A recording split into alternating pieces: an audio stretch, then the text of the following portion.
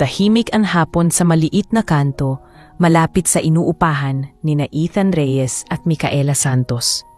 Karinderya, maingay na tricycle at mga estudyanteng nagmamadaling umuwi ang karaniwang tanawin. Doon madalas tumambay si Ethan, hindi dahil wala siyang magawa, kundi dahil doon siya payapang nakakapag-isip. Simpleng tao si Ethan, hindi siya pala salita, hindi rin pala reklamo. Kung may sukliman ng araw niya, kadalasan ay tahimik na pasasalamat na lamang. 3 taon na silang magkasintahan ni Mika. Nagkakilala sila sa isang maliit na grocery kung saan pansamantalang nagtrabaho si Ethan noon, habang si Mika naman ay sales lady sa katabing tindahan ng damit. Pareho silang nagsimula sa kakarampot. Parehong nangangarap. Parehong naniniwala noon na sapat na ang pagmamahal para makaraos. Si Mika ay masayahin, palabiro at may ningning sa mata kapag nagsasalita tungkol sa mga pangarap niya. Gusto niyang magkaroon ng maayos na bahay, magandang trabaho, at buhay na hindi kailangang magbilang ng barya bago bumili ng ulam. Hindi iyon masama. Alam iyon ni Ethan. Sa katunayan, pabor siya roon. Ang kaibahan lang, hindi siya nagmamadali. Para kay Ethan, ang buhay ay hindi karera. Dumarating ang tamang panahon sa mga marunong maghintay. Madalas ay pinupuna si Ethan dahil sa pagiging kontento. Hindi siya palahingi ng overtime. Hindi siya nagrereklamo sa maliit na sahod.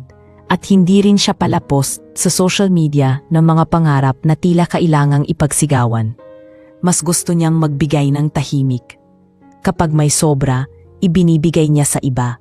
Kapag may kulang, pinagtitiisan niya. Hindi iyon palaging naiintindihan ni Mika.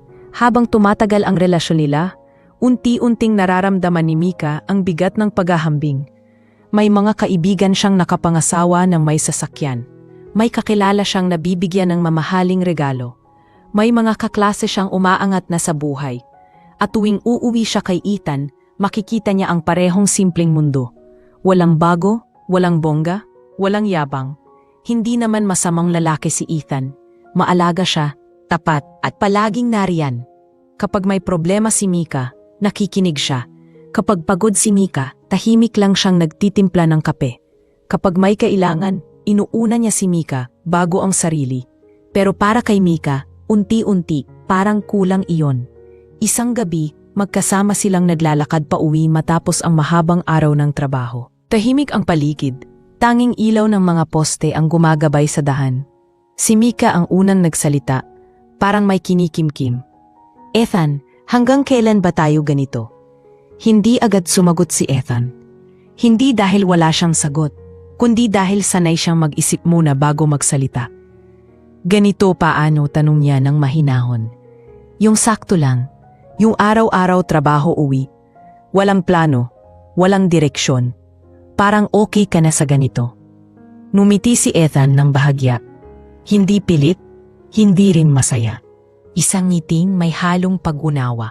Hindi naman ako okay lang. May plano ako, kundi lang ako mahilig magsalita. Napabuntong hininga si Mika. Hindi na niya pinilit pa. Pero sa loob niya, may nabubuong duda. Mahal niya si Ethan, oo. Pero mahal din niya ang pangarap na tila hindi sumasabay sa bilis ng panahon. Hindi alam ni Mika na sa likod ng katahimikan ni Ethan ay may dalang mabigat na pasanin. May mga gabi na mag-isa itong nakaupo sa madilim na kwarto. Hawak ang lumang cellphone. May binabasang mensahe na hindi niya sinasagot. May mga tawag na hindi niya tinatanggap. Hindi dahil wala siyang pakialam, kundi dahil may sinusubok siyang patunayan. Sa sarili niya, sa mundo, at sa pagmamahal na mayroon sila ni Mika. Sa tuwing nakikita ni Mika, si Ethan, na nagbibigay ng pagkain sa mga pulubi sa kalsada o tumitigil para kausapin ang mga batang lansangan, napapakunot ang noo niya. Para sa kanya, sayang ang oras at pera. Para kay Ethan, doon niya mas nakikita ang totoong mukha ng tao. Isang hapon, habang magkasama silang kumakain sa karinderya, Napansin ni Mika na imbes umorder ng dagdag, ibinigay ni Ethan ang pera sa isang matandang lalaki sa tabi. Tahimik lang si Ethan. Walang eksena, walang papuri. Pero si Mika, napailing. Mabuti kang tao, Ethan. Pero hanggang kailan tayo mabubuhay sa kabutihan lang? Hindi sumagot si Ethan. Tumingin lang siya kay Mika. Sa mata niya, may lungkot pero wala ni isang bakas ng galit. Parang alam na niya, parang matagal na niyang nararamdaman ang unti-unting taglayo. Sa gabing iyon, magkatabi silang natulog pero magkalayo ang isip. Si Mika puno ng tanong tungkol sa kinabukasan. Si Ethan, tahimik na tinatanggap na hindi lahat ng mahal mo ay kayang maghintay. At doon nagsimula ang unang bitak ng kanilang pagmamahalan. Hindi dahil sa pagtataksil. Hindi dahil sa sigawan, kundi dahil sa tahimik na pagkakaiba ng pananaw sa buhay. Isang bitak na sa mga susunod na araw ay unti-unting lalalim, hanggang tuluyang maghiwalay ang landas nilang dalawa. Mas naging tahimik si Ethan matapos ang gabing iyon. Hindi siya nagbago sa pakikitungo kay Mika, pero may mga sandaling tila mas malalim ang iniisip niya. Kapag nagtatanong si Mika kung pagod ba siya, ngumingiti lang siya at sinasabing ayos lang. Kapag tinatanong kung may problema, sinasagot niyang wala. Ngunit sa likod ng katahimikang iyon, may lihim na pasan si Ethan na hindi niya kailanman binanggit kahit kanino, lalo na kay Mika. Tuwing madaling araw bago pumasok sa trabaho, umaalis si Ethan ng mas maaga. Hindi iyon alam ni Mika dahil mahimbing pa ang tulog niya sa mga oras na iyon. Dumidiretso si Ethan sa isang lumang gusali sa kabilang distrito, tahimik at halos nakatago sa likod ng isang bakanteng lote. Doon matatagpuan ang isang maliit na opisina ng isang foundation na walang malaking karatula. Sa loob, ilang voluntaryo ang abala sa pag-aayos ng mga kahon ng pagkain at damit. Hindi pamilyar ang lugar sa karamihan at ganoon din ang nais ni Ethan. Hindi siya nagpapakilala roon bilang may-ari o tagapondo. Kilala siya bilang simpleng volunteer lamang na palaging tahimik, palaging handang tumulong. Kapag may kailangang ayusin, siya ang unang gagalaw. Kapag may kulang na pondo, siya ang tahimik na maglalabas. Walang resibo ng papuri, walang litrato, walang pasasalamat na ipinapaskil. Para kay Ethan, sapat na ang makitang may natulungan. Isang umaga, nadatnan niya roon si Mang Isko, isang matandang lalaki na matagal nang naninirahan sa lansangan ngunit kilala ng foundation dahil sa kanyang pagiging matulungin sa kapwa-pulubi. Hindi man opisyal na volunteer, madalas ay siyang nagbabalita kung sino ang may sakit o nangangailangan. Tahimik silang nagkakape sa gilid habang pinagmamasdan ang mga kahon na unti-unting nauubos. Hindi ka ba napapagod sa kakaikot mo dito? Tanong ni Mang Isko habang hinahalo ang kape. Napangiti si Ethan. Hindi po, dito po ako mas nakakahinga. Hindi nagtanong pa si Mang Isko. Ramdam niyang may dahilan ang katahimikan ng binata. Mula noon, naging madalas ang kanilang pag-uusap. Walang pilitan, walang pag-uusisa. Simple lang. Kwento ng araw, kwento ng buhay. Unti-unting natututo si Ethan na may lalim ang bawat taong itinuturing ng mundo na walang halaga. Samantala, napapansin na ni Mika ang mga pagbabago. Hindi man sa kilos ni Ethan, kundi sa oras niya. Mas madalas itong wala. Mas madalas siyang tahimik. Kapag tinatanong kung saan galing, simple lang ang sagot.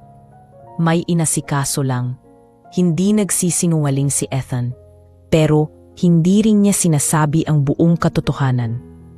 Isang hapon, pauwi si Mika galing trabaho nang makita niya si Ethan sa kabilang kalye. May kausap itong isang bata, binibigyan ng pagkain. Hindi iyon ang unang beses. Pero sa pagkakataong iyon, may kung anong inis na sumiksik sa dibdib ni Mika. Pakiramdam niya, palaging nauuna ang ibang tao bago siya. Palaging nauuna ang mundo bago ang pangarap nilang dalawa. Kinagabihan, hindi na napigilan ni Mika ang sarili. Ethan, Bakit parang mas inuuna mo pa ang ibang tao kaysa sa atin? Nagulat si Ethan sa tono ng boses ni Mika. Hindi ito galit pero puno ng pagod. Hindi ko sila inuuna, sagot niya. Tinutulungan ko lang sila. Pero tayo, kailan ka tutulong sa sarili mo, sa atin? Tahimik si Ethan. Alam niyang darating ang tanong na iyon. Alam niyang hindi na sapat ang simpleng paliwanag. Pero hindi pa yun ang oras. Hindi pa tapos ang sinusubok niya. May ginagawa ako, Mika. Hindi mo lang alam. Bakit di mo sabihin para maintindihan ko? Tumingin si Ethan sa mga mata ni Mika. May pagnanais siyang magsalita. May boses sa loob niya na gustong ilahad ang lahat. Pero may isa pang boses na mas malakas. Ang boses ng pangako sa sarili na kailangan muna niyang makita ang totoo. Pasensya na, hindi pa pwede. Doon lalong nagduda si Mika. Para sa kanya, ang hindi pagsasabi ay pagtatago. At ang pagtatago ay kawalan ng tiwala. Hindi niya alam na hindi siya ang dahilan ng katahimikan ni Ethan, kundi ang mundo na nais munang subukin. Sa mga sumunod na araw, napapansin ni Mika na mas madalas magbigay si Ethan. Minsan, ang baon niya ay ibinibigay. Minsan, ang pamasahe niya ay ipinapahiram. Para kay Mika, parang wala nang natitira para sa kanila. Para kay Ethan, iyon ang paraan niya para makita kung ano ang halaga ng tao kapag wala na siyang maipagmamalaki. Isang gabi, habang natutulog si Mika, may tumawag sa cellphone ni Ethan. Tahimik niyang sinagot at lumabas ng kwarto. Sa kabilang linya, isang boses na pamilyar at matagal na niyang iniiwasan. Ethan, hanggang kailan mo ipagpapatuloy ito? Tanong ng lalaki. Hanggang malinaw na sa akin ang sagot, tugon ni Ethan. Bumalik siya sa loob at tahimik na naupo sa gilid ng kama. Tiningnan niya si Mika na mahimbing ang tulog. Mahal niya ito, walang duda. Pero sa puso niya, alam niyang ang pagmamahal na hindi kayang maghintay sa hirap ay hindi handa sa bigat ng katotohanan. At sa gabing iyon, lalong naging malinaw kay Ethan na ang lihim na pasan niya ay hindi na magtatagal. Sa oras na bumigay ang isa sa kanila, doon magsisimula ang pagbagsak ng lahat. Mas naging mabigat ang pakiramdam ni Mika sa mga sumunod na araw. Hindi dahil may malinaw na away sila ni Ethan, kundi dahil sa katahimikang unti-unting sumisingit sa pagitan nila. Parang may pader na hindi niya makita, pero ramdam na ramdam niya. At sa ganitong mga pagkakataon, natural na naghahanap siya ng kakampi. Doon pumasok si Lara Cruz. Matagal nang kaibigan ni Mika si Lara. Magkasama silang nagtrabaho noon sa mall. Magkasama ring nangangarap ng mas magandang buhay. Ngunit magkaiba sila ng paraan ng pagharap sa pangarap. Si Lara ay direkta. Para sa kanya, hindi dapat maghintay. Kung may pagkakataong umasenso, dapat grab agad. Kung may lalaking kayang magbigay ng luho, doon ka dapat. Hindi siya naniniwala sa tayaga kung gutom naman ang kahihinatnan. Isang gabi, nagyaya si Lara na magkape sila matapos ang trabaho. Sa isang mali pero sosyal na kafe, sila naupo. Napapalibutan ng mga taong halatang komportable sa buhay. Tahimik lang si Mika sa simula, pero hindi nagtagal ay bumuhos ang mga salitang matagal na niyang kinikimkim. Parang wala kaming patutunguhan ni Ethan, Lara. Mahal ko siya pero parang ako lang ang nangangarap.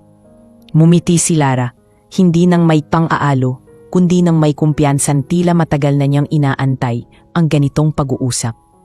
Mika, ilang taon ka na, hanggang kailan ka maghihintay? Hindi ka na bata para umasa sa pangako lang. Sinabi ni Mika ang lahat. Ang pagiging kontento ni Ethan, ang pagiging tahimik nito, ang pagbibigay sa ibang tao kahit kulang na sila. Hindi siya nagreklamo ng direkta, pero sa bawat salitang binibitawan niya, halata ang pagod. At ano ginagawa niya para sa future mo? Tanong ni Lara habang hinahalo ang kape. Hindi agad nakasagot si Mika. Dahil sa totoo lang, wala siyang maibigay na malinaw na sagot. May pakiramdam siyang may ginagawa si Ethan, pero wala siyang hawak na ebidensya. At sa mundo ni Lara, hindi sapat ang pakiramdam. Alam mo, Mika, minsan kailangan mong piliin ang sarili mo. Hindi sapat ang mabait lang ang lalaki. Kailangan may direksyon, may ambisyon. Hindi yung okay na siya sa konti. Hindi sinagot ni Mika ang huling sinabi, pero tumimo iyon sa isip niya. Mula noon, nagsimula na ang tahimik na paghahambing. Tuwing may makikita siyang post ng kaibigan na may bagong kotse o bagong bag, napapaisip siya. Tuwing may lalaking maayos ang suot na dadaan sa harap niya, naiisip niya kung ano kaya ang buhay kung ganoon ang kasama niya. Hindi naman nagbago si Ethan. Pareho pa rin ang kilos niya. Pareho pa rin ang malasakit. Pero sa mata ni Mika, nag-iba na ang interpretasyon. Ang pagiging tahimik ay naging kawalan ng ambisyon. Ang pagiging kontento ay naging katamaran. Ang pagbibigay ay naging kawalan ng plano. Isang umaga, bago pumasok sa trabaho, nag-abot si Ethan ng baon kay Mika. Simpleng ulam, paborito niya. Dati matutuwa na si Mika. Ngayon, napatingin lang siya at napabuntong hininga. Ito na naman, nagulat si Ethan. Ano, wala. Salamat. Pero iba ang tono. Malamig, maikli, walang lambing. Ramdam ni Ethan ang distansya. Hindi siya nagtanong. Hindi rin siya nagpilit. Tahimik niyang tinanggap. Sa trabaho, mas naging madalas ang usapan ni Mika at Lara. Tuwing break, laging may kwento si Lara tungkol sa kakilala niyang umasenso dahil iniwan ang maling lalaki. Laging may paalala na hindi masama ang piliin ang mas maayos na buhay. Habang lumilipas ang mga araw, mas naging irritable si Mika kay Ethan. Maliit na bagay, pinapalaki. Mga tanong na dati biro lang, ngayon ay may bigat. Bakit ganito lang ang trabaho mo? Bakit hindi ka mag-apply sa mas mataas? Bakit parang wala kang plano? At sa bawat tanong, kalmado pa rin si Ethan. Hindi dahil wala siyang sagot, kundi dahil alam niyang anumang sabihin niya ngayon ay hindi na maririnig sa ingay ng impluwensya. Isang gabi, may lakad sana sila. Simpleng hapunan lang. Pero nakatanggap si Ethan ng mensahe na kailangan niyang puntahan ang foundation dahil may emergency. Humingi siya ng paumanhin kay Mika. Ipinaliwanag niya na may kailangan siyang asikasuhin. Napuno na si Mika. Palagi na lang ganyan. Palagi na lang may ibang mas importante. Mika, sandali lang ito. Babalik ako agad. Hindi na siya sumagot. Tinalikuran niya si Ethan at pumasok sa kwarto. Naiwan si Ethan sa sala, tahimik, hawak ang cellphone. Doon niya napagtanto na hindi lang oras ang lumalayo, pati damdamin. Sa gabing iyon, nag-message si Mika kay Lara. Tama ka yata. Sumagot agad si Lara. Matagal ko nang sinasabi sa'yo. Sa kabilang banda, mag-isa si Ethan sa kalsada. Naglalakad papunta sa lugar na kailangan siya. Habang naglalakad, may bigat sa dibdib niya.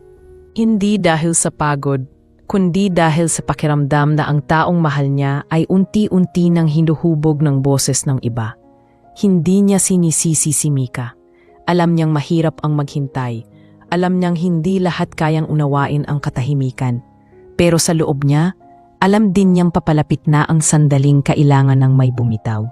At sa puntong iyon, nagsimula ng lumamig ang relasyon. Hindi sa isang malaking pagsabog, kundi sa sunod-sunod na maliliit na distansyang hindi na napansin. Hanggang sa isang araw, hindi na nila alam kung paano bumalik. Dumating ang araw na matagal nang nakabitin sa pagitan nila, kahit walang nagsasalita tungkol dito.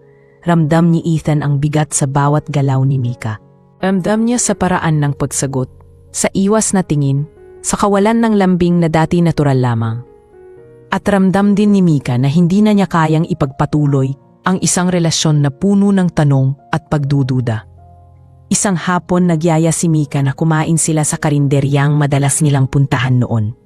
Walang espesyal sa lugar. Pareho pa rin ang mesa. Pareho ang menu. Pareho ang ingay ng paligid.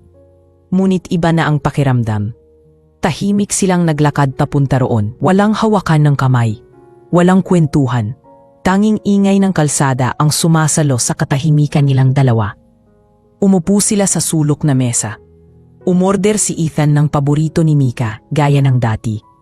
Nang dumating ang pagkain, ilang sandali silang kumain nang walang imikan. Si Mika ang unang tumigil. Hindi niya ginalaw ang kutsara.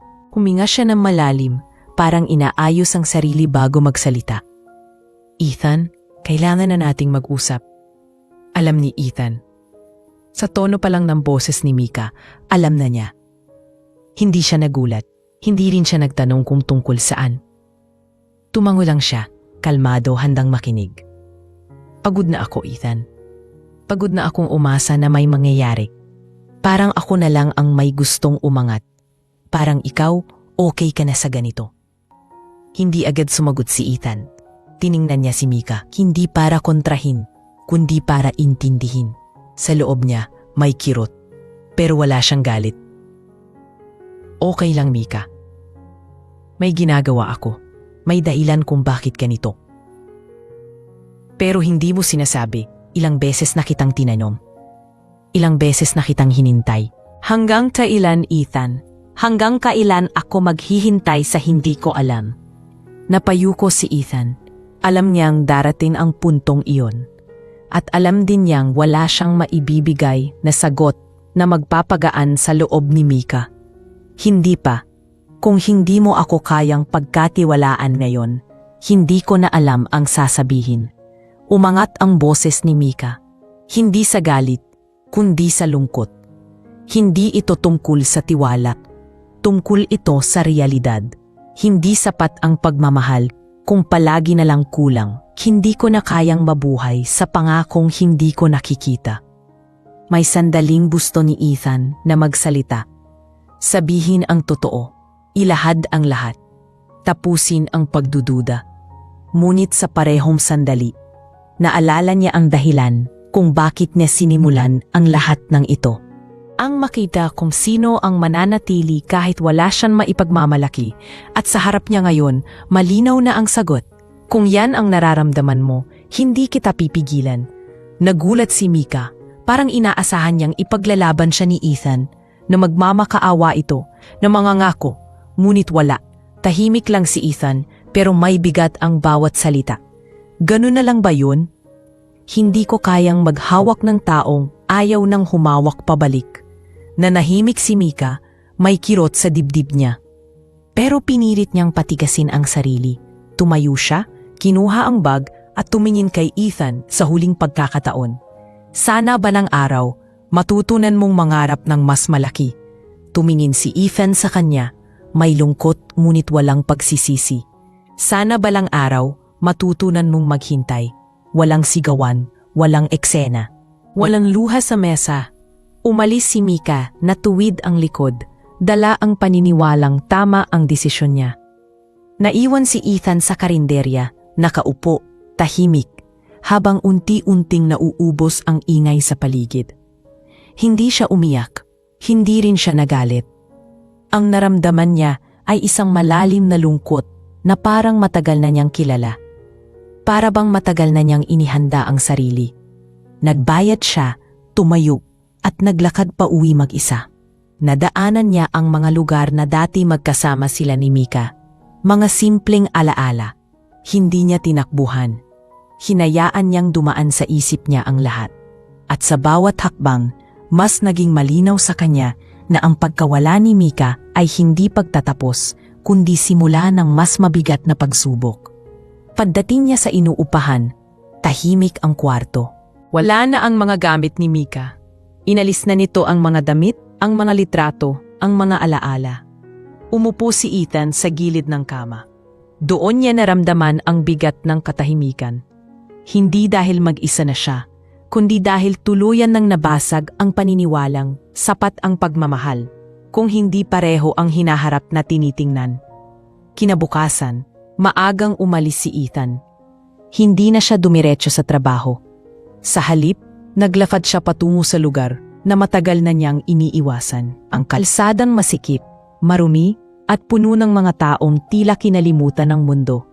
Doon niya tinanggal ang natitirang bakas ng dating buhay. Simple lang ang dala niya. Kaunting damit, walang dokumento, walang pangalan. Sa ilalim ng tulay, nandoon si Mang Isko, Nang makita niya si Ethan, tumango lang siya para matagal na niyang inaantay ang sandaling ito. Handa ka na ba? Tanong ng matanda. Tumango si Ethan. Kung kailangan kong matutunan ang tunay na halaga ng lahat, dito ako magsisimula. At sa araw na iyon, tuluyan ng binitiwan ni Ethan ang dating sarili. Hindi dahil gusto niyang magtago, kundi dahil kailangan niyang lumubog muna sa pinakamababang bahagi ng buhay upang maunawaan kung sino talaga ang totoo. Sa pagkawala ni Mika, nagsimula ang yugto ng paghahanap ni Ethan sa sarili niyang katotohanan. Hindi naging madali ang unang mga araw ni Ethan sa ilalim ng tulay. Kahit matagal na niyang pinaghandaan ang desisyong iyon sa isip, iba pa rin pala kapag andoon ka na mismo, humihinga ng alikabok, nakahiga sa karton at nakikinig sa ingay ng sasakyan na parang alon na walang tigil.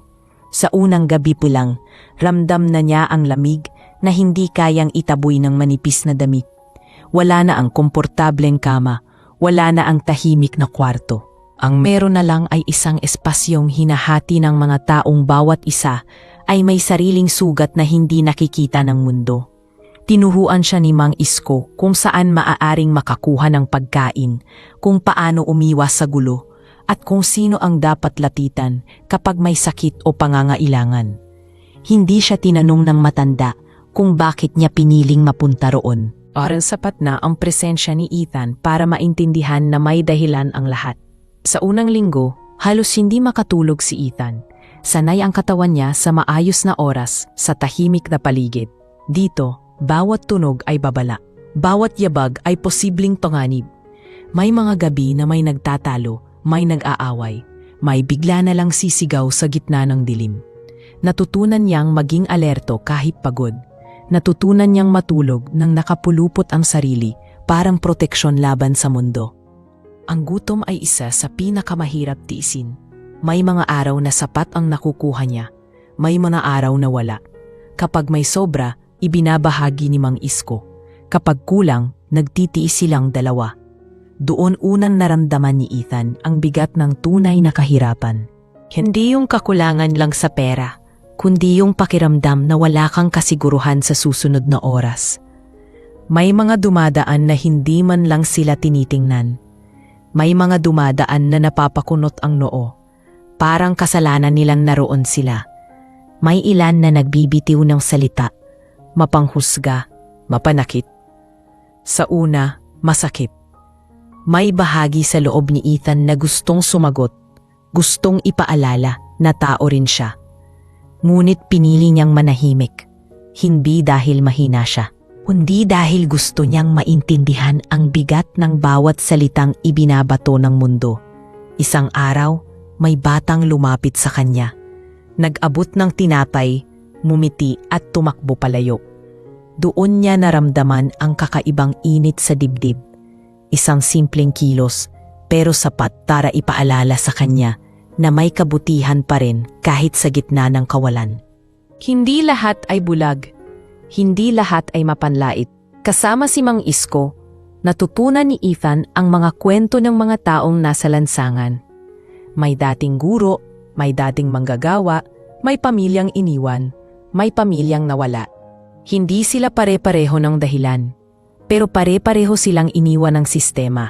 At doon, unti-unting nabuo sa isip ni Ethan ang mas malinaw na larawan ng mundong matagal na niyang gustong unawain. Minsan, may dumating na grupo ng kabataan na nagtatawanan habang kinukuhanan sila ng litrato. Parang exhibit, parang palabas.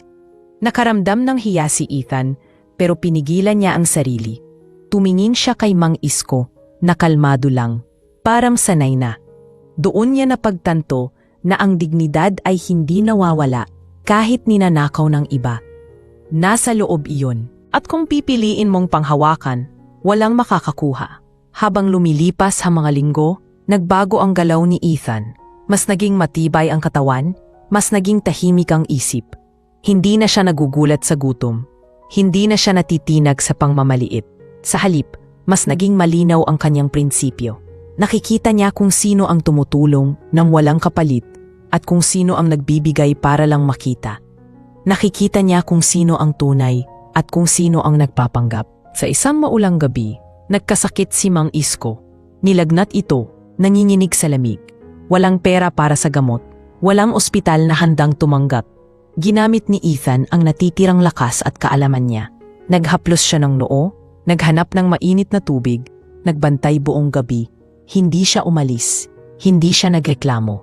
At sa bawat oras na nagbabantay siya, mas tumitibay ang loob niya. Salamat iho, bulong ni Mang Isko kinabukasan. Hindi kayo nag-iisa, sagot ni Ethan. Sa sandaling iyon, naramdaman ni Ethan ang malinaw na dahilan kung bakit niya pinili ang landas na ito. Hindi ito parusa, hindi ito pagtakas. Isa itong paglalakbay para makita ang halaga ng tao kapag wala na siyang titulo, wala na siyang pera, wala na siyang pangalan. Habang nasa ilalim siya ng tulay, hindi niya alam ang nangyayari sa buhay ni Mika. Hindi niya alam na unti-unti itong umaangat. Hindi niya alam na nagsisimula na itong mamuhay sa mundong matagal nitong pinapangarap. At sa parehong oras, hindi rin alam ni Mika na ang lalaking iniwan niya ay kusang lumulubog sa pinakamadilim na bahagi ng lipunan. Hindi dahil wala siyang kaya, kundi dahil gusto niyang makita kung sino ang mananatiling totoo kapag nawala ang lahat. Sa bawat araw na lumilipas, mas nagiging handa si Ethan. Hindi pa siya babalik, hindi pa tapos ang pagsubok. At sa ilalim ng tulay, sa gitna ng gutom at lamig, mas naging malinaw sa kanya ang isang katotohanan. Ang yaman ay hindi nasusukat sa kung anong hawak mo, kundi sa kung sino ka kapag wala ka ng mahawakan. Habang unti-unting nasasanay si Ethan sa buhay sa lansangan, sa kabilang dulo ng lungsod ay unti-unti ring nagbabago ang takbo ng buhay ni Mika. Pagkatapos ng hiwalayan, sinikap niyang patunayan sa sarili na tama ang desisyon niya. Sa una, mahirap. May mga gabi pa ring naaalala niya si Ethan, ang katahimikan nito, ang simpleng pag-aalaga.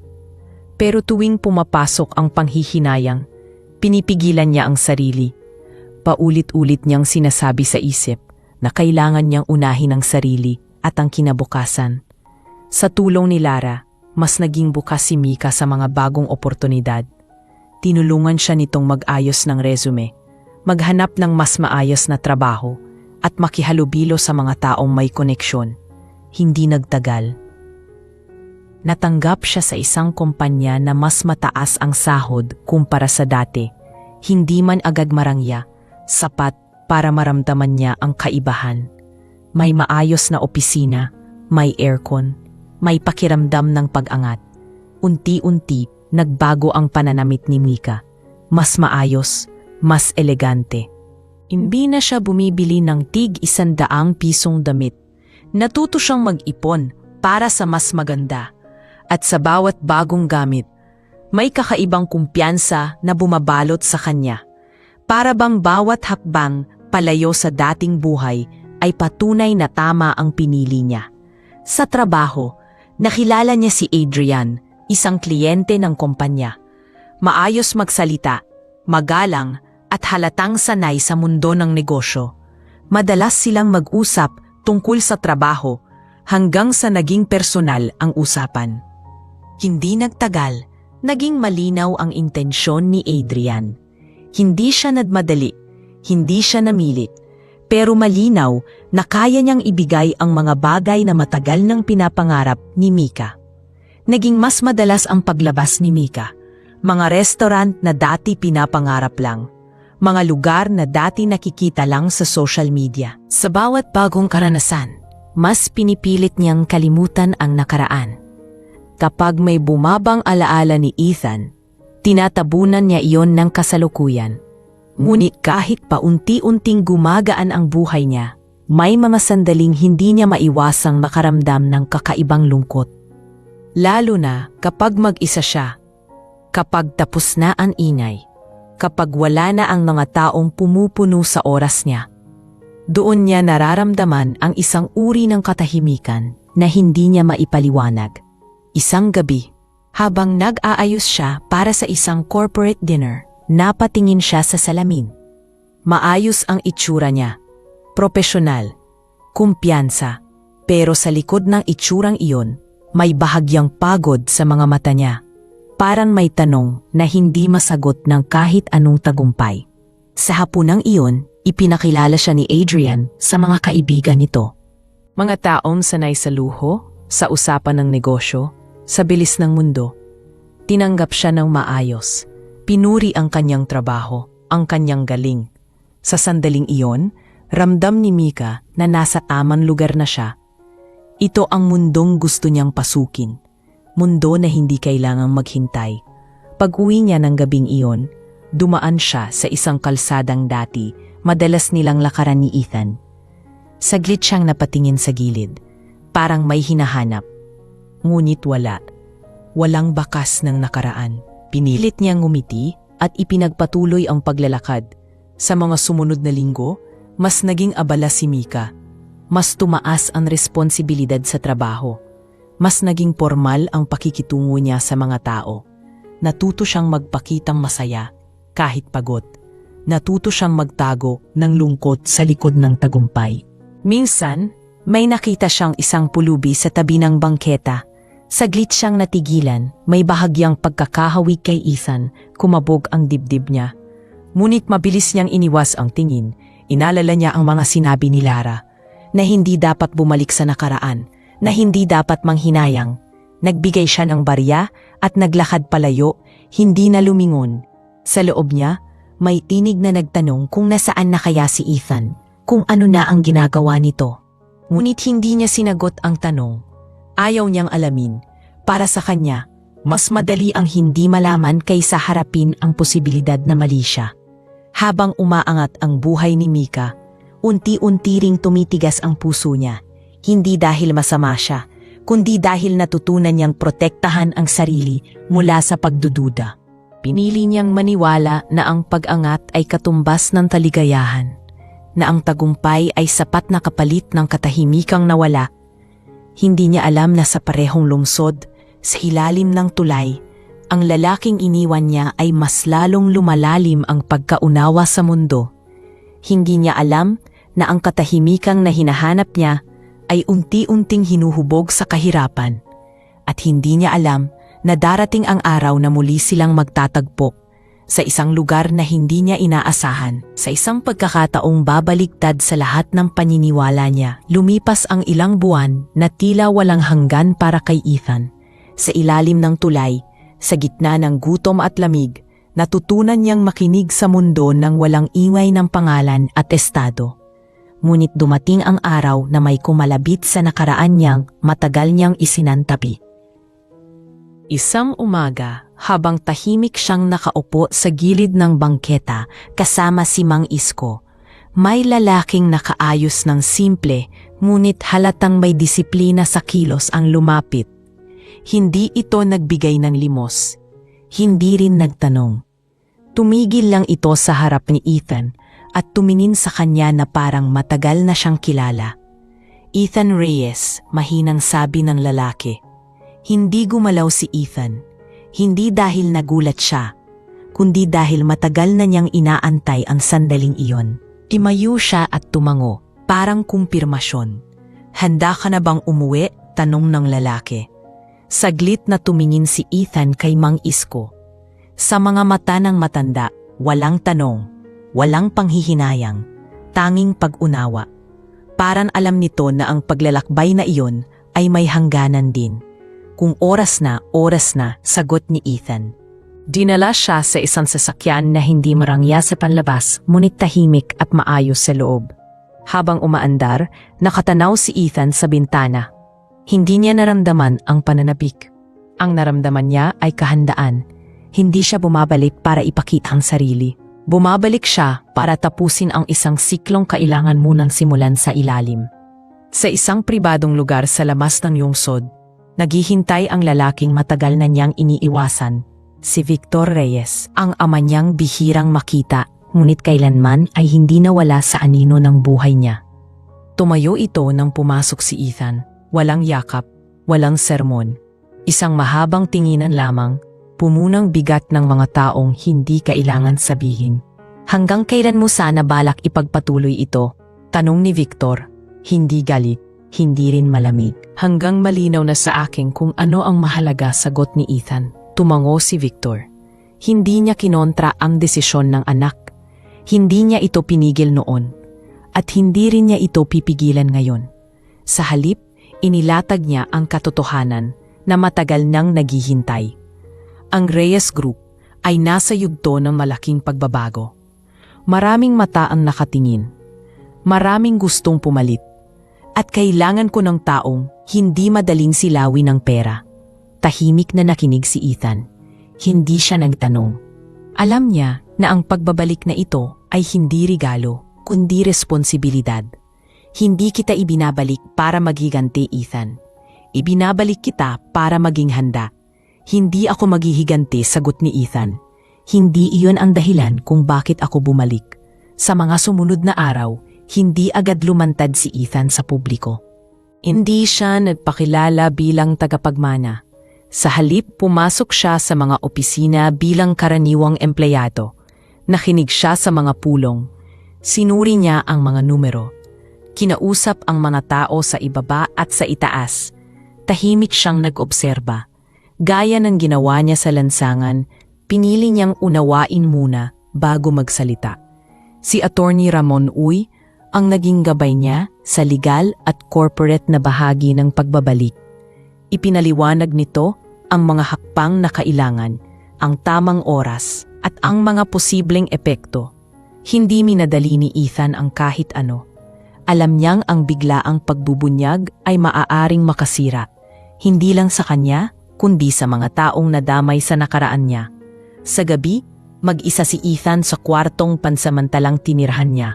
Malinis, tahimik, malayo sa ilalim ng tulay. Ngunit sa bawat katahimikan, bumabalik sa isip niya ang mga natutunan.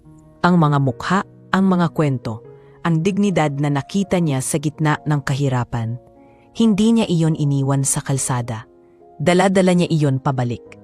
Isang gabi, tinanong siya ni Victor kung handa na ba siyang harapin ang mundo bilang kung sino talaga siya. Hindi pa, sagot ni Ethan. May kailangan pa akong ayusin sa loob ko. Alam ni Victor na hindi takot ang anak, kundi maingat. At sa mundong ginagalawan nila, ang pag-iingat ay hindi kahinaan. Sa parehong panahon may mga imbitasyon na dumarating, mga corporate events, mga pag-itipon ng mga taong may kapangyarihan. Isa sa mga iyon ang napansin ni Ethan, isang pagtitipon na dadaluhan ng mga bagong mukha sa industriya, mga taong umaangat, mga taong hindi pa niya kilala. At sa listahan ng mga bisita, may isang pangalang bahagyang kumabog sa dibdib niya. Micaela Santos. Hindi nagbago ang mikha ni Ethan. Hindi rin siya nagtanong kung bakit naroon ang pangalan. Alam niyang ang mundo ay maliit para sa mga taong umaakyat. At alam niyang darating ang sandaling iyon. Hindi niya ito hiniling, ngunit hindi rin niya iiwasan. Hindi para ipakita kung sino siya. Hindi para ipamukha ang yaman, kundi para harapin ang nakaraan nang walang galit at ang kasalukuyan ng may buong katapatan. Sa puntong iyon, malinaw na kay Ethan ang direksyon. Hindi paghihiganti ang layunin, kundi katotohanan. At sa sandaling humarap siya muli sa mundo, dadalhin niya ang bigat ng dalawang buhay na kanyang naranasan. Ang buhay na walang-wala. At ang buhay na kayang magbago ng kapalaran ng iba. Dumating ang gabing natagal nang nakatakda. Ang corporate event na dinadaluhan ng mga taong unti-unting umaanat sa industriya. Sa isang malaking hotel ginanap ang pagtitipon. Maliwanag ang ilaw, maayos ang musika at puno ng mga mukhang sanay sa formal na ngiti. Dumating si Mika ng maaga, maayos hang bihis, kumpiyansa sa bawat hakbang. Kasama niya si Adrian, naabala sa pakikipag-usap sa mga kakilala. Sa loob ng bulwagan, pakiramdam ni Mika ay nasa tamang lugar na siya. Ito ang mundong pinili niya, mundong ng direksyon at oportunidad.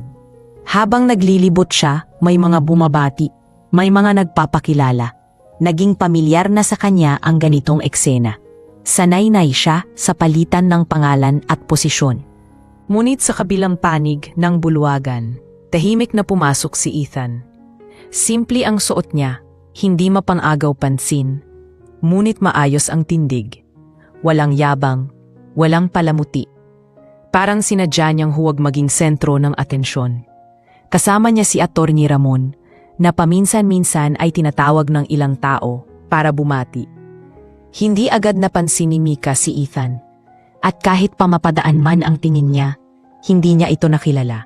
Iba ang aura, iba ang galaw. Hindi na iyon ang lalaking tahimik na kumakain sa karinderya. May katahimikan pa rin, ngunit may bigat. May presensya na hindi kailangang ipakita. Lumapit si Atty. Ramon sa isang grupo ng mga executive. Sa sandaling iyon, may mga taong kusang tumayo para bumati kay Ethan. May paggalang sa tono.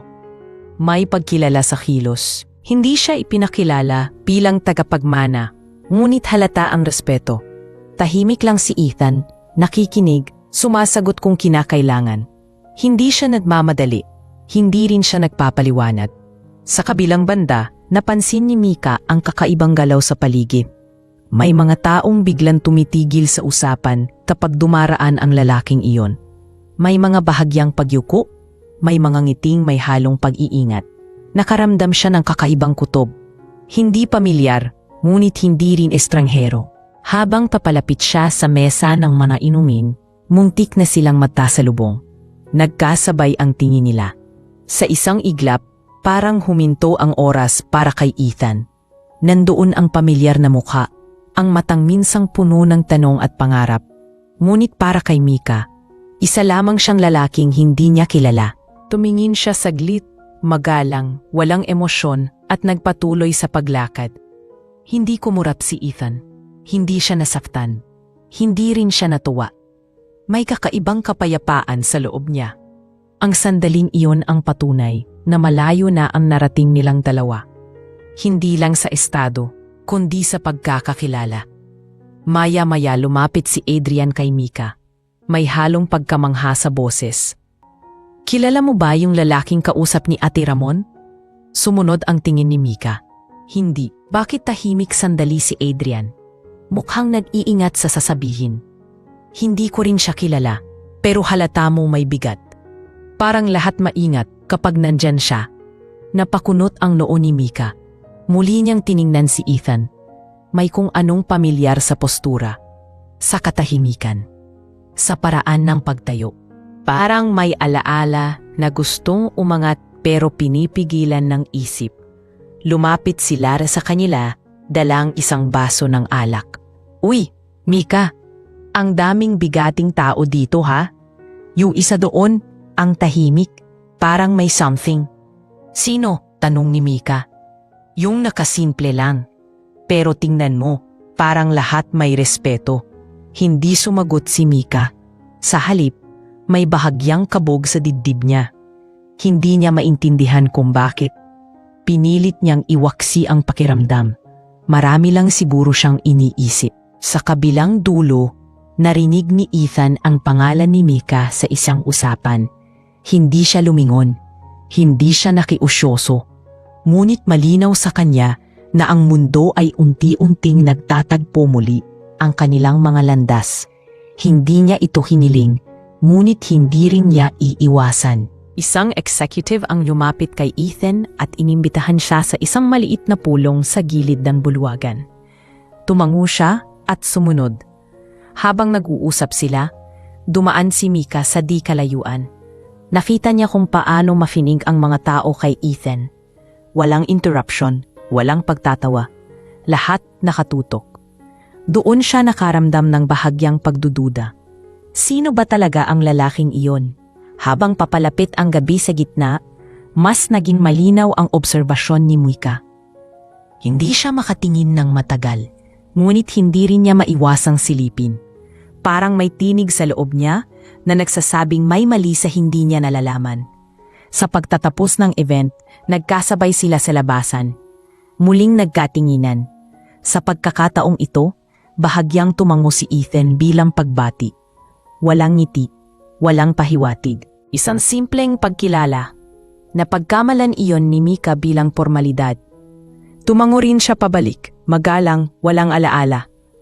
Habang umaalis ang sasakyan ni Ethan, Nanatiling nakatayo si Mika sa gilid ng daan. May bigat sa dibdib niya na hindi niya maipaliwanag. Parang may tanong na biglang sumulpot. Isang tanong na ayaw niyang harapin. Sa gabing iyon, hindi siya agad nakatulog. Sa isip niya, paulit-ulit ang imahe ng lalaking tahimik, ngunit may presensya. Hindi niya alam kung bakit, pero sa kauna-unahang pagkakataon, matapos ang matagal na panahon, naramdaman niya ang isang uri ng kaba na hindi dulot ng ambisyon, kundi ng hindi pagkakaalam.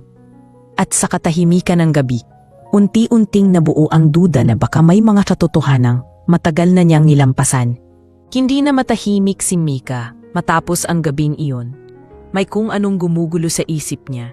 Parang piraso ng alaala na pilit umaangat ngunit laging napuputol. Sa mga sumunod na araw, pilit niyang ibinaling ang atensyon sa trabaho, sa mga meeting, sa mga deadline. Ngunit tuwing may sandaling tahimik, bumabalik ang imahe ng lalaking, tahimik ngunit may bigat sa presensya. Hindi niya maitaliwanag kung bakit. Pero may pamilyar na kirot sa dibdib niya na hindi maalis ng kahit anong abala. Isang umaga, tinawagan siya ng kumpanya at sinabing may emergency briefing na kailangang daluhan ng mga piling empleyado at kliyente. May bagong development sa isang malaking proyekto na kasangkot ang Reyes Group. Hindi na bago sa kanya ang pangalang iyon. Isa iyon sa pinakamalalaking pangalan sa industriya. Ngunit sa pagkakataong ito, iba ang pakiramdam niya. Parang may inaantay na sagot sa likod ng pangalan. Sa conference room, maayos ang lahat. May mga dokumentong inihanda. May mga presentasyon na handa ng ilahad. Dumating ang mga executive, sunod-sunod, may mga formal na pagbati. Umupo si Mika sa bandang gitna, tahimik na nakikinig. Maya-maya, pumasok si Attorney Ramon Uy. Dala ang isang makapal na folder. Tumayo ang ilan bilang paggalang. Sa likod niya, pumasok si Ethan. Hindi siya nakasuot na marangya. Simple lang, ngunit eksakto ang sukat. Tahimik ang galaw. Ngunit sa sandaling iyon, may kakaibang pagbabago sa hangin.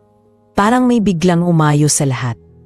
Tumayo si Attorney Ramon sa harap at nagsalita. Bago tayo magsimula, nais kong ipakilala ang taong mangunguna sa susunod na yugto ng proyektong ito. Saglit na huminto ang boses niya. Parang sinadya ang bigat ng katahimikan. Ito po si Ethan Reyes, ang pangunahing tagapagmana at kinatawan ng Reyes Group. Parang may tumigil sa loob ni Mika. Hindi siya agad huminga. Hindi siya agad kumurap. Ang mga salitang narinig niya ay hindi agad pumasok sa isip. Paulit-ulit iyon sa loob ng ulo niya, parang alon na bumabalik sa dalampasigan. Ethan Reyes. Unti-unti siyang tumingin sa harapan. Doon niya nakita ang mukha na matagal niyang kilala. Ang mata na minsang puno ng pag-unawa. Ang katahimikan minsang inakala niyang kawalan ng ambisyon. Ngunit ngayon, malinaw na ang katahimikang iyon ay hindi kawalan, kundi lalim. Nagpatuloy si Attorney Ramon sa paliwanag. Ang mga taon ng paghahanda, ang pagbabalik, ang mga proyektong pinondohan ng foundation, ang tahimik na pamimuno. Lahat iyon ay parang hampas na sunod-sunod kay Mika. Sa bawat salitang binibigkas, bumabalik sa kanya ang mga alaala, ang karinderya, ang simpleng lakad, ang mga pagkakataong pinili niyang talikuran dahil inakala niyang wala itong patutunguhan. Hindi niya namalayan na nanginginig na ang kamay niya. Ramdam niya ang init sa mata, ang bigat sa dibdib. Pinilit niyang maging kalmado, ngunit ang loob niya ay gumuho. Lahat ng sinabi niya noon, lahat ng pagdududa, lahat ng pagpili, isa-isang bumalik, malinaw, walang palusot. Nagkaroon ng pagkakataon para sa tanungan. May mga pumuri, may mga nagbigay ng suhestyon. Himik lang si Ethan. Sumasagot ng maayos, walang yabang. Hindi niya binanggit ang nakaraan. Hindi niya ipinagmalaki ang pangalan. Sa halip, binigyang diin niya ang pananagutan. Ang pangangailangang maging makatao sa gitna ng negosyo. Sa bawat salitang iyon, mas lalo sumisikip ang dibdib ni Mika. Ito ang lalaking minsan niyang iniwan dahil inakala niyang kulang. Nang matapos ang meeting, unti-unting nagsialisan ang mga tao. Naiwan si Mika sa upuan, tila napako. Nilapitan siya ni Lara na halatang may balak magsalita, ngunit natigilan nang makita ang itsura niya. "Mika, okay ka lang ba?" Hindi siya agad sumagot. Tumayo siya ng mabagal at naglakad papalabas, hindi alintana ang mga tingin. Sa hallway, nakita niya si Ethan, nakausap si Attorney Ramon. Saglit silang nagkatinginan. Walang galit sa mata ni Ethan, walang panunumbat, tanging tahimik na pagkilala. Hindi na napigilan ni Mika ang luha. Tumalikod siya at mabilis na naglakad papunta sa labas. Sa sandaling iyon, bumagsak sa kanya ang buong katotohanan. Ang lalaking iniwan niya dahil sa kahirapan ay hindi kailanman mahirap. Mas mahirap pa pala ang iniwan niya. Ang lalim ng pagkatao nito na hindi niya nakita dahil mas pinili niyang tumingin sa ibabaw. Sa labas ng gusali, umupo siya sa gilid ng hagdan. Huminga siya ng malalim, pilit pinapakalma ang sarili. Naalala niya ang mga pagkakataong pinagdudahan niya si Ethan. Ang mga salitang binitawan niya na ngayon ay parang kutsilyong bumabalik sa kanya. Hindi dahil bilyonaryo siya kaya siya nagsisi, kundi dahil napagtanto niyang mali ang sukatan niya ng halaga ng tao. Mali ang basehan ng pagmamahal niya. Sa kabilang banda, pinanood ni Ethan mula sa malayo ang pag-alis ni Mika.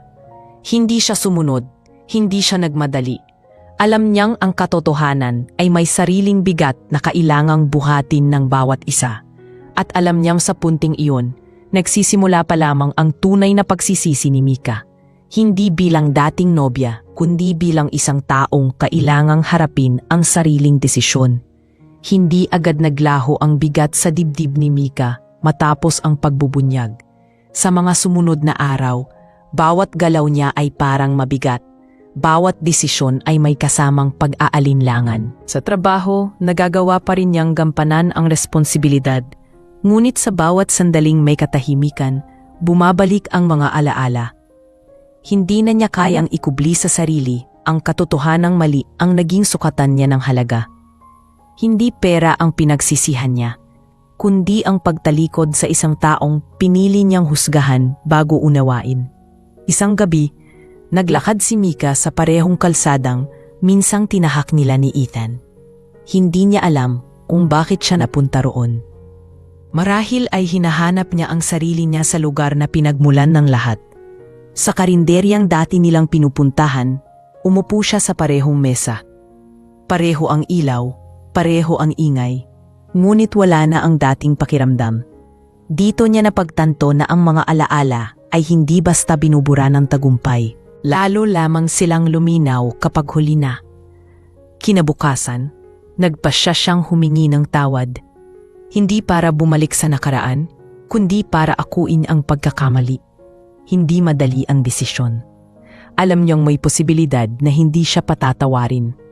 Ngunit alam din niyang mas mabigat ang manatiling tahimik kaysa harapin ang katotohanan.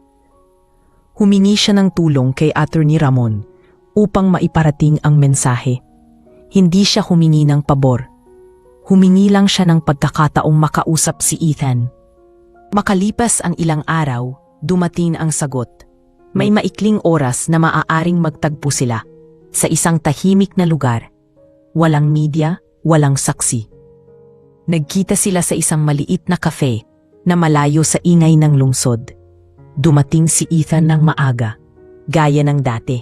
Ahimik siyang umupo, nakatingin sa labas, parang nagbibilam ng mga dumadaang sasakyan. Nang pumasok si Mika, saglit siyang natigilan. Hindi dahil sa hiya lamang, kundi dahil sa bigat ng lahat ng hindi nasabi noon. Umupo siya sa tapat ni Ethan. Walang agad na salita. Ilang segundo ng katahimikan ang lumipas, sapat para maramdaman ang bigat ng sandali.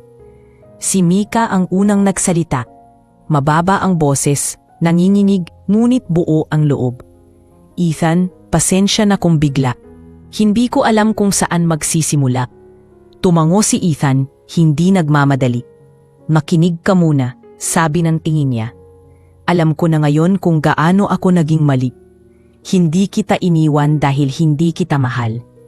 Iniwan kita dahil natakot ako. Natakot akong maghintay. Natakot akong walang marating. At pinili kong maniwala sa ingay kaysa sa katahimikan mo. Huminga siya ng malalim, pilit pinipigilan ang luha. Hindi ko alam ang pinagdadaanan mo noon. Hindi ko man lang sinubukang intindihin. Sinukat kita base sa kung anong meron ka, hindi sa kung sino ka. Mali iyon. At alam kong huli na para sabihin ito, pero kailangan kong aminin. Tahimik si Ethan. Hindi siya umiwas ng tingin. Hindi rin siya ngumiti. Nakinig lang siya, gaya ng dati. Hindi ako humihingi ng kapalit. Hindi ako umaasa na babalik ang dati. Gusto ko lang humingi ng tawad. Buo. Walang dahilan. Walang palusot. Tumulo ang luha ni Mika. Hindi niya ito pinunasan agad. Hinayaan niyang bumagsak, parang pagbitaw sa bigat na matagal niyang pasan. Matagal bago nagsalita si Ethan. Nang magsalita siya, mahinaho ng boses. Walang pait. Narinig ko ang lahat ng sinabi mo noon. At alam mo, hindi kita sinisisi sa lahat. Mahirap maghintay. Mahirap maniwala kapag hindi mo nakikita. Pero ang natutunan ko, Mika, ang pagmamahal ay hindi nasusukat sa bilis ng pag-angat, kundi sa tibay ng pananatili. Tumingin siya kay Mika, diretso, malinaw. Pinatawad na kita noon pa. Hindi dahil madali, kundi dahil kailangan ko para magpatuloy. Pero ang pagbabalik sa dati, ibang usapan iyon. Napayo ko si Mika. Alam niya ang ibig sabihin. Hindi ko na hinahanap iyon, sagot niya, bagamat may bahagyang panginginig. Gusto ko lang malaman kung may puwang pa ba ako sa buhay mo, kahit bilang kaibigan. Numiti si Ethan ng bahagya, isang ngiting may kapayapaan. May puwang ang kapatawaran, may puwang ang paggalang, pero ang puso, Mika, hindi ko na kayang ibalik sa lugar na minsan nitong nasaktan.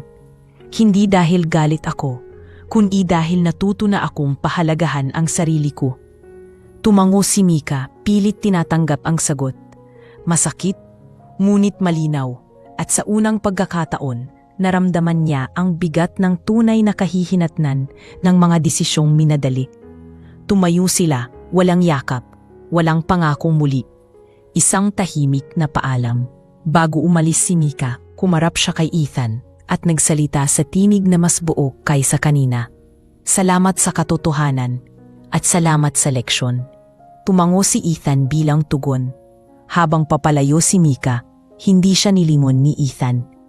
Hindi dahil ayaw niya, kundi dahil sapat na ang sandaling iyon para tapusin ang isang kabanata. Sa labas, huminga si Mika ng malalim. Masakit, oo, ngunit malinaw. Ang pagsisisi niya ay hindi na makapagbabago ng nakaraan, ngunit maaaring humubog ng mas maingat na hinaharap. Sa unang pagkakataong matapos ang mahabang panahon, hindi siya umasa sa pangakong babalik ang dati. Tinanggap niya ang aral na ang pagmamahal na sinusukat sa yaman ay laging huli ang pagsisisi. Hindi naging mabilis ang mga sumunod na araw para kay Ethan, ngunit naging malinaw ang direksyon. Matapos ang pagharap kay Mika, parang may isang mabigat na pinto sa loob niya ang tuluyang naisara. Hindi iyon pinto ng galit o poot, kundi pinto ng nakaraan na hindi na kailangang balikan. Sa unang pagkakataong matapos ang mahabang panahon, nagising siya isang umaga na walang dalang tanong tungkol sa sarili niyang halaga. Masaging abala si Ethan sa trabaho, ngunit hindi sa paraan inuubos siya. Pinili niyang baguhin ang paraan ng pamumuno. Hindi siya umupo sa mataas na opisina para lamang mag-utos. Madalas siyang bumaba, kausapin ang mga empleyado, alamin ang kalagayan ng mga ordinaryong manggagawa. Ang mga natutunan niya sa lansangan ay hindi niya kinalimutan. Dala-dala niya iyon sa bawat desisyon. Isa sa mga unang inaprubahan niyang proyekto ay ang pagpapalawak ng foundation na dati tahimik lamang na tinutulungan niya. Ngunit sa pagkakataong ito, mas sistemaiko, hindi basta pamimigay. May edukasyon, may trabaho, may tunay na pagkakataong makabangon. Iminungkahi niyang isama sa programa ang mga taong dating nasa lansangan, hindi bilang benepisyaryo lamang, kundi bilang katuwang. Isa sa mga unang inanyayahan niya ay si Mang Isko. Nang dumating ang matanda sa opisina, simple pa rin ang suot, ngunit maayos na. Hindi niya alam kung paano kikilos sa ganoong lugar. Ngunit nang makita niya si Ethan, ngumiti siya. "Hindi ko akalaing aabot ka dito, iho." "Hindi ako umalis doon," sagot ni Ethan. "Dinala ko lang ang natutunan ko." Sa harap ng mga opisyal at empleyado, ipinakilala ni Ethan si Mang Isko hindi bilang simbolo ng kahirapan, kundi bilang patunay ng tibay at dignidad. Hindi siya umiyak, hindi siya nagdrama, tahimik lang ang mensahe, ngunit malalim. Ang tulong ay hindi dapat nagpapababa, kundi nagpapalakas. Unti-unti, nagbago ang kultura sa loob ng kumpanya. Hindi agad, hindi perpekto, ngunit may direksyon. May mga empleyadong nagsimulang magboluntaryo. May mga leader na natutong makinig. At sa gitna ng lahat ng iyon, nanatiling simple si Ethan. Hindi siya naging palasalita sa media. Hindi rin siya naging palabida. Para sa kanya, sapat na ang makita ang resulta. Samantala, si Mika ay nagsimula ring muli, ngunit sa ibang paraan. Hindi niya iniwan ang trabaho, ngunit nagbago ang pananaw niya. Mas naging maingat siya sa mga desisyon. Mas naging mapagkumbaba sa pakikitungo. Unti-unti niyang binawasan ang pakikipagsabayan at pinili ang katahimikan. Hindi niya tinakbuhan ang pagsisisi. Hinarap niya ito bilang aral. Isang araw, nagboluntaryo siya sa isang outreach program na hindi niya alam ay suportado ng Reyes Foundation. Hindi sila nagkita ni Ethan doon. Hindi rin niya hinanap. Ngunit sa bawat batang natutulungan niya, sa bawat pamilyang napapangiti, mas nauunawaan niya ang lalim ng dating mga ginawa ni Ethan na minsan niyang minaliit. Hindi sila nagbalikan, at hindi na iyon kailangan. Sa paglipas ng panahon, naging malinaw sa marami ang uri ng lider na si Ethan. Hindi siya perpekto, ngunit totoo. Hindi siya bumuo ng imahe mula sa kayamanan, kundi mula sa prinsipyo. At sa mundong sanay sa mabilis na tagumpay, ang kapahimikang dala niya ay naging kakaibang lakas. Isang hapon, mag-isa siyang naglakad sa isang parking malapit sa dati niyang tinirhan. Dumaan siya sa karinderyang minsan ay naging saksi ng hiwalayan. Nakatayo pa rin iyon. Bumili siya ng pagkain, umupo sandali, at tahimik na nagmasid. Wala nang sakit sa alaala. Tanging pasasalamat na ang natira. Pasasalamat sa mga nangyari, kahit masakit dahil hinubog siya ng mga iyon. Sa isip niya, malinaw na malinaw ang aral na dala ng lahat.